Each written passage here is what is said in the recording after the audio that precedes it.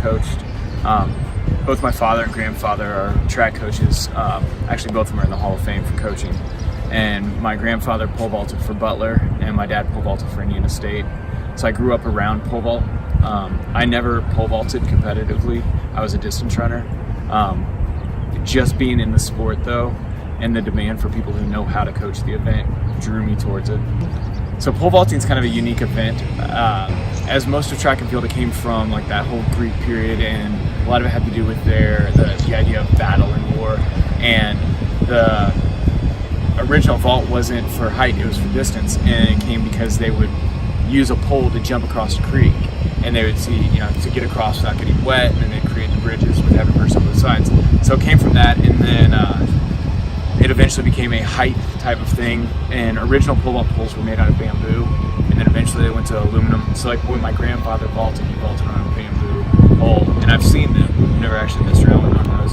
And then an aluminum pole was really heavy, and they don't bend. And then in the late 50s, they started making poles out of fiberglass. And that's my dad jokes that the reason why he was good is that he knew how to jump on a fiberglass pole before other people did. And now current day, we have carbon fiber poles. Outside of the Russian Sergei Bubka, who jumped ridiculously high before anybody else could. Now 20 foot's kind of the measuring point. If you're jumping over 19 feet, you're world class. Jackson and Allison are really good athletes, and I have high expectations for them. I want to see both of them jumping at the state meet. Allison, I'm hoping to see a medal on her neck, and if Jackson gets there, our regional's pretty tough, so if he can get out of our regional and get there, he'll have a shot at getting a medal as well. My name is Jackson Dunn. I'm a junior at Fishers High School.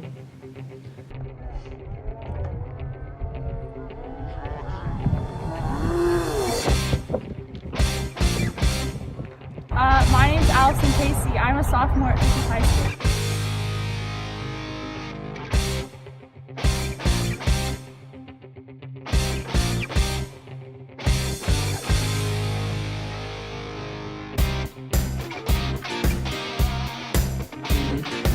My number one goal is to make it to state. To make it to state, I would end up having to beat the school record, and that's another one of my goals. And I also want to win the Mudsock meet this year. That's a number one goal, and I want to try and jump 14.6. My goal this year is to clear 11.3 to make it to state.